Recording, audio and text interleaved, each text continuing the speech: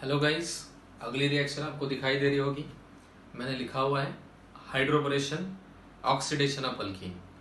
जैसा कि नाम के अंदर ही सब कुछ दिया हुआ है और मैंने आपको पहले भी कहा हुआ है कि ऑर्गेनिक केमिस्ट्री में नाम ही रिएक्शन के बहुत ही ज़्यादा इंपॉर्टेंट होते हैं, क्योंकि उससे आधी जानकारी अपने को मिल जाती है। जैसे इसके अंदर बोला गया है कि आपको हाइड्रोबोरेशन ऑक्सीडेशन करना है, किसका करना है? अल्कीन का।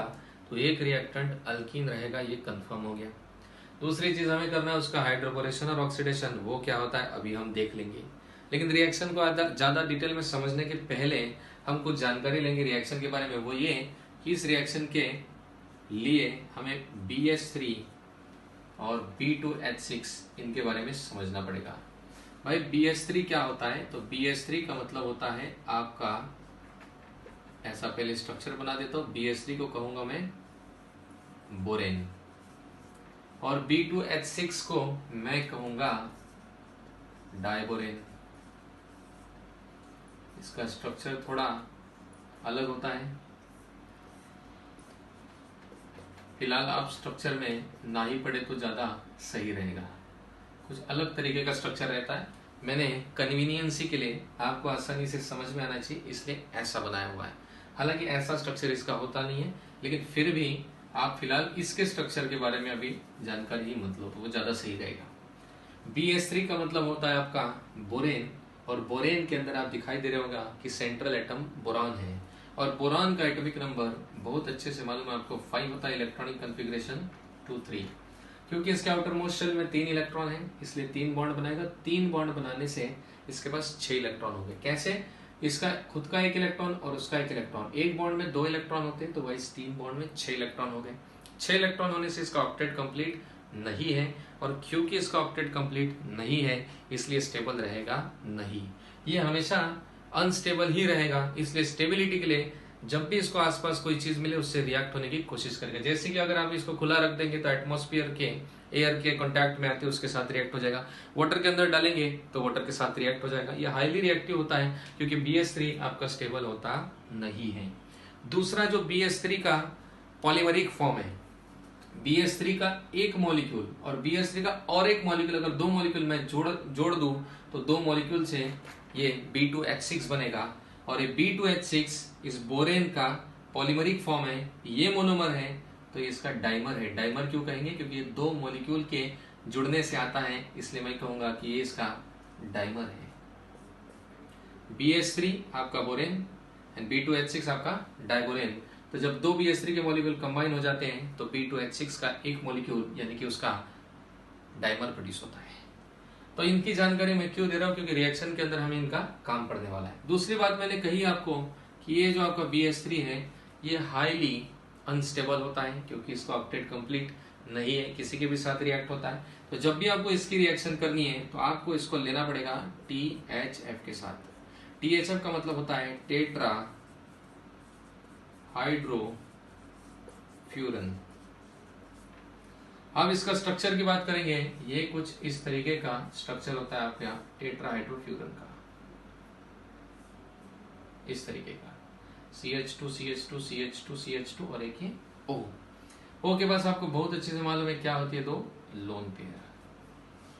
अब क्या करते हैं, जब भी हम BH3 की रिएक्शन करते हैं तो ये THF यानी कि टेट्रा हाइड्रोफ्यूरन को एज अ सॉल्वेंट लेकर ही उसकी रिएक्शन करती है, क्योंकि पानी के साथ ये BH3 रिएक्ट हो जाता है, एटमॉस्फेयर के ऑक्सीजन के साथ भी रिएक्ट हो जाता है। अगर इसको डायरेक्ट लिया जाए तो ये जिसके साथ हमें रिएक्शन करनी है, जैसे यहाँ अल्कीन के साथ करनी है, तो अल्कीन के साथ न होते हुए वाटर के साथ, एटमॉस्फेयर के ऑक्सीजन के साथ ये पहले ही रिएक्ट हो जाएगा। इसलिए ऐसा ना हो, इसलिए हम BH3 को अक्सर टेट्रा हाइड्रोफ्यूरन यानी कि THF के प्रेजेंस में ही लेते हैं। अब THF क्या कर देता है? तो गाइस BH3 में देख लीजिए, आपको दिखाई दे रहा होगा ऐसे टोटल 3 बॉन्ड है, और क्योंकि इसका ऑक्टेट कंप्लीट नहीं है तो अनस्टेबल है। तो ये THF का जो ऑक्सीजन है अपनी लोन पेयर, इसको देखिए, इसके साथ कॉम्प्लेक्स फॉर्म कर देता है। क्या फॉर्म करता है गाइस? कॉम्प्लेक्स। अब इसको अगर लोन पेयर मिल गई, बोरॉन के 4 बॉन्ड बन गए, अब 4 बॉन्ड बनने के बाद उसका ऑक्टेट कंप्लीट हो गया, तो अब ये अनस्टेबल रहेगा नहीं, अब ये बिल्कुल स्टेबल रहेगा। अभी और किसी के साथ रिएक्ट होगा नहीं जब तक हम इसकी रिएक्शन किसी और के साथ नहीं करते हैं।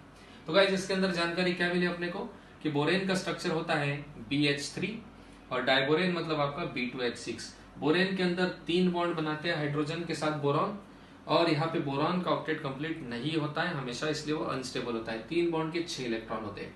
बोरेन जो है हमेशा डाइमर के फॉर्म में एग्जिस्ट करता है, इसके 2 मॉलिक्यूल कंबाइन होकर एक मॉलिक्यूल बनता है B2H6 यानी कि डाइमर, वो कि आपका डाइबोरेन है।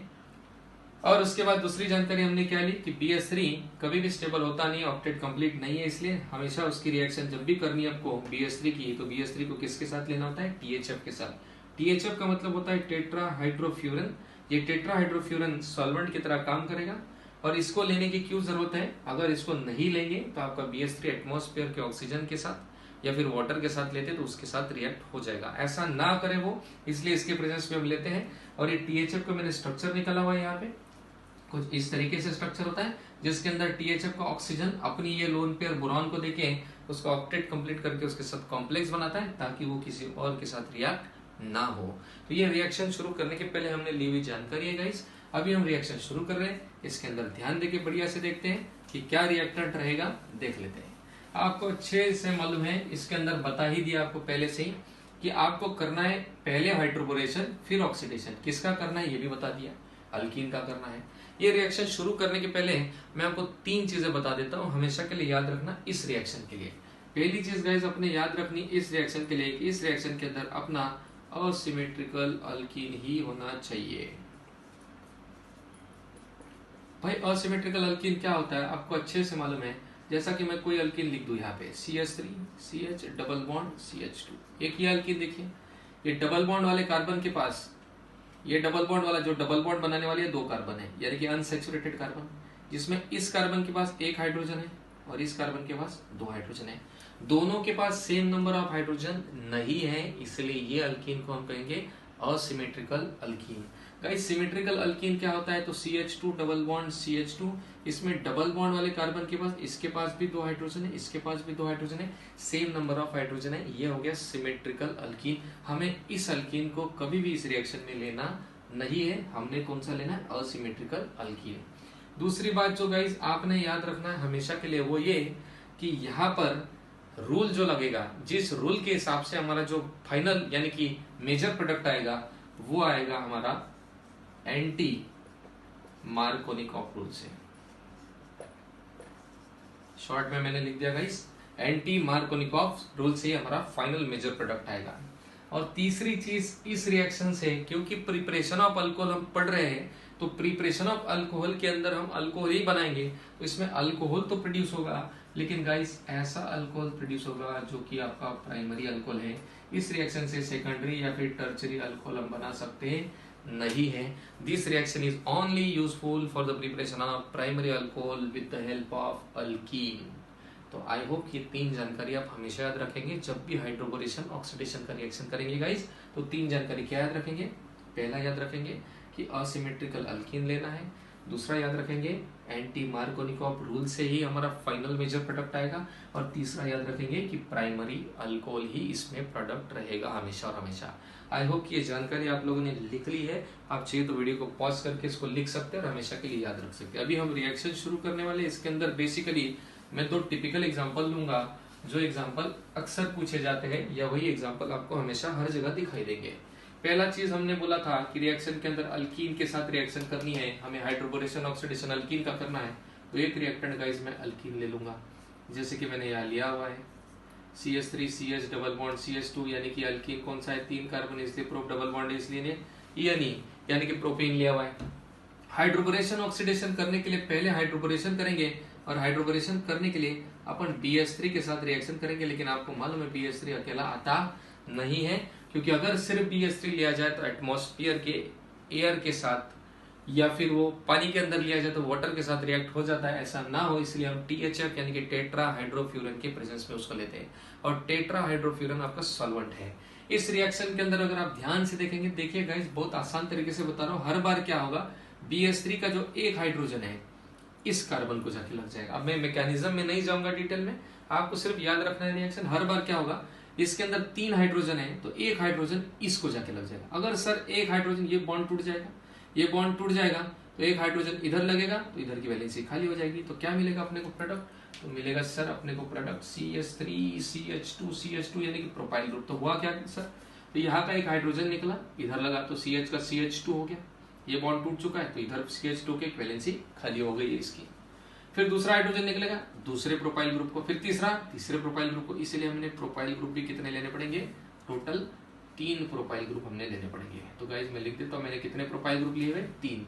CH3 CH double bond CH2। तो 3 प्रोपाइल ग्रुप आने के लिए 3 प्रोपीन लेना पड़ेगा। तो गाइज मैंने कितने प्रोपीन लिए हुए? 3।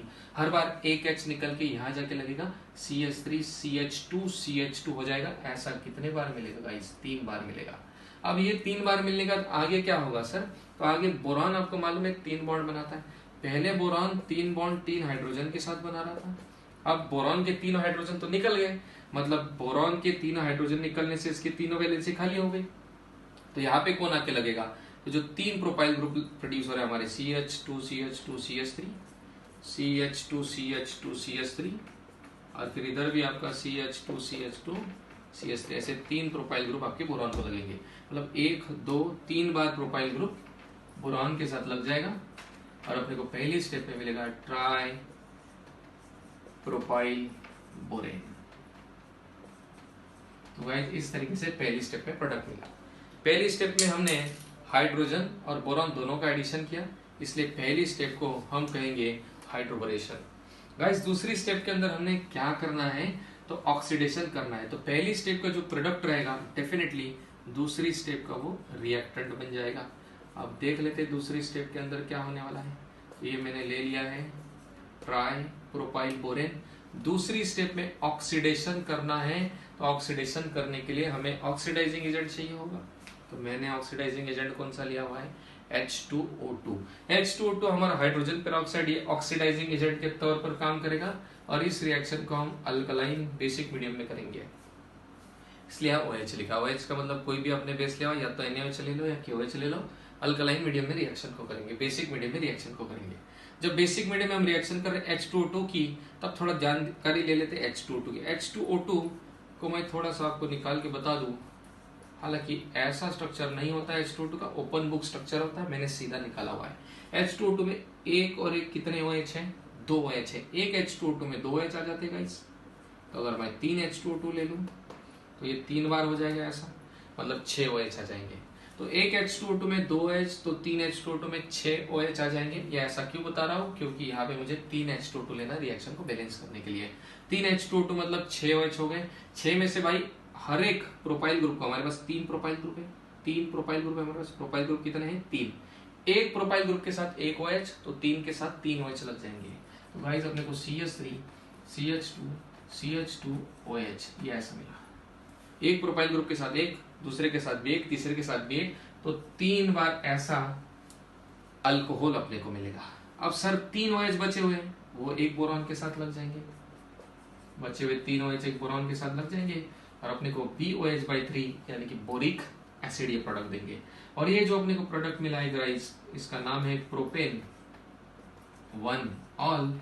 और प्रोपेन 1 ऑल आपको अच्छे से मालूम है प्राइमरी अल्कोहल है, क्योंकि इसमें OH ऐसे कार्बन को लगा है जो सिर्फ एक ही कार्बन के साथ डायरेक्टली अटैच्ड है। तो इस रिएक्शन के बारे में मैंने 3 जानकारी आपको दी थी, अभी वो जस्टिफाई करके देता हूँ। पहली चीज मैंने कही थी आपसे, इस रिएक्शन के अंदर हमने कौन सा रिएक्टेंट लेना है, कौन सा अल्कीन लेना है, तो असिमेट्रिकल अल्कीन। इसमें देखो डबल बॉन्ड वाले कार्बन के पास यहाँ एक हाइड्रोजन है, यहाँ 2 सेम नंबर ऑफ हाइड्रोजन नहीं है, इसलिए ये असिमेट्रिकल अल्कीन है। दूसरी चीज मैंने इस रिएक्शन के बारे में कही थी कि एंटी मार्कोनिकॉफ रूल से फाइनल प्रोडक्ट आएगा। ये हमारा फाइनल प्रोडक्ट है गाइस अल्कोहल।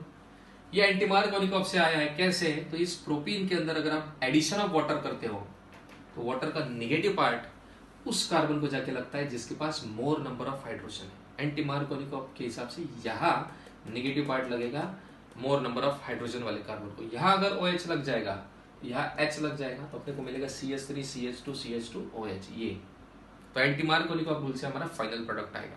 और तीसरी चीज मैंने आपसे कही है कि इस रिएक्शन में सिर्फ प्राइमरी अल्कोहल प्रोड्यूस होगा, सेकेंडरी या टर्शियरी नहीं। तो आप देख लीजिए कि प्राइमरी अल्कोहल ही प्रोड्यूस हुआ है। तो गाइस हमेशा याद रखना, अगर ये सवाल एंट्रेंस में आता है तो एंट्रेंस में सीधा सीधा क्या करना, रिएक्शन अगर आपने देखी, आपको रिएक्टेंट दिखा असिमेट्रिकल अल्कीन है, BH3THF दिख गया तो आप समझ जाएंगे हाइड्रोबोरेशन ऑक्सीडेशन के प्रोडक्ट कैसे निकालना, इतनी रिएक्शन नहीं लिखना। एंट्रेंस में डायरेक्ट मेन जो रिएक्टेंट है उसके अंदर एडिशन ऑफ वाटर कर दो, एंटी मार्कोनिकॉफ रूल के हिसाब से आपको आपका प्रोडक्ट मिल जाएगा। तो गाइस ये पहला एग्जांपल था हाइड्रोबोरेशन ऑक्सीडेशन का। अभी हम इसका दूसरा एग्जांपल बढ़िया से देख लेते हैं, जिसके अंदर अभी मैंने BH3 के साथ रिएक्शन की थी, अब मैं B2H6 यानी कि डाइबोरेन के साथ रिएक्शन करूंगा। तो मैंने रिएक्टेंट सेम ही लिया हुआ है, असिमेट्रिकल अल्कीन से मैंने लिया हुआ है आपका ये propene, again CH3CH double bond CH2 propene. अब मैं इसकी रिएक्शन करूंगा B2H6 डाइबोरेन के साथ, अगेन THF के प्रेजेंस में। आपको मालूम है THF हम क्यों लेते हैं। उसके बाद यहाँ पर 6 हाइड्रोजन है, पहले BH3 लेते थे तो 3 हाइड्रोजन होते थे, तो ये प्रोपाइल ग्रुप 3 बार लेते थे। अब B2H6 डाइबोरेन लिया हुआ है हमने, इसके अंदर 6 हाइड्रोजन है, तो ये ग्रुप भी हम कितने बार लेंगे, 6 बार ले लेंगे। प्रोपेन अगर हम 6 बार लेंगे तो क्या होगा, वहां पर जैसे होता था एक H निकल के इस CH को जाके लगता था और अपने को CH3 CH2 CH2 ऐसा मिलता था। 3 H थे तो 3 बार प्रोपाइल मिलता था, 6 H है इसलिए 6 बार लिया, तो प्रोपाइल ग्रुप भी कितने बार मिलेगा, 6 बार मिलेगा। लेकिन सर बोरॉन के साथ तो एक बोरॉन के साथ तो 3 ही प्रोपाइल ग्रुप लगते, अब तो 6 मिले, लेकिन भाई बोरॉन भी तो 2 है, वह BH3 में 1 बोरॉन था, 3 प्रोपाइल लगते थे, या 2 बोरॉन है तो 1 बोरॉन के साथ 3 प्रोपाइल ग्रुप लगे, 1 बोरॉन के साथ 3 प्रोपाइल ग्रुप लगे, दूसरे बोरॉन के साथ भी 3 लगेंगे, मतलब यही मॉलिक्यूल कितने बार प्रोड्यूस हो जाएगा, गैस 2 बार प्रोड्यूस हो जाएगा। इस तरीके से हमारा पहला स्टेप हो जाएगा हाइड्रोबोरेशन का। अगला स्टेप तो सेम है, आपको मालूम है बहुत अच्छे से क्या करते हैं हम उसके अंदर, ऑक्सीडेशन करते हैं। CH3 CH2 CH2 ये ट्राई प्रोपाइल बोरेन पहली स्टेप का प्रोडक्ट है गाइस, दूसरी स्टेप का क्या बनता है, रिएक्टेंट। ऑक्सीडेशन करने के लिए आपको मालूम है हम H2O2 हाइड्रोजन पेरोक्साइड लेते हैं, अल्कलाइन मीडियम में रिएक्शन करते हैं, बेसिक मीडियम में रिएक्शन करेंगे, तो यहाँ पे क्या हो जाएगा, रिएक्शन को बैलेंस करने के लिए हम H2O2 कितने लेते हैं, 3। पहले आपको बता चुका हूँ, एक H2O2 में 2 OH होते हैं, 3 H2O2 में कितने OH आ जाएंगे, 6 OH आ जाएंगे।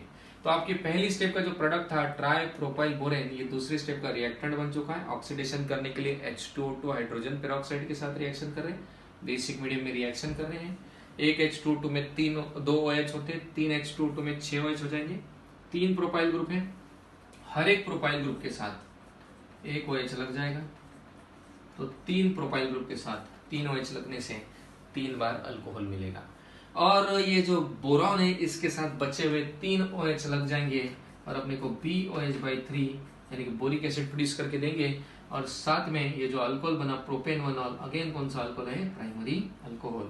मैंने आपको अगेन 3 बातें याद दिला देता हूँ, क्या कही थी, रिएक्टेंट हमने लेना है असिमेट्रिकल अल्कीन, फाइनल प्रोडक्ट जो आता है वो कौन से रूल के हिसाब से आता है, एंटी मार्कोनिकॉफ, इसमें अगर एडिशन ऑफ वाटर करेंगे एंटी मार्कोनिकॉफ से तो ये प्रोडक्ट आता है। और तीसरी बात कही थी कि हमारा प्राइमरी अल्कोहल ही प्रोड्यूस होगा, इसके अलावा और कोई अल्कोहल प्रोड्यूस होगा नहीं।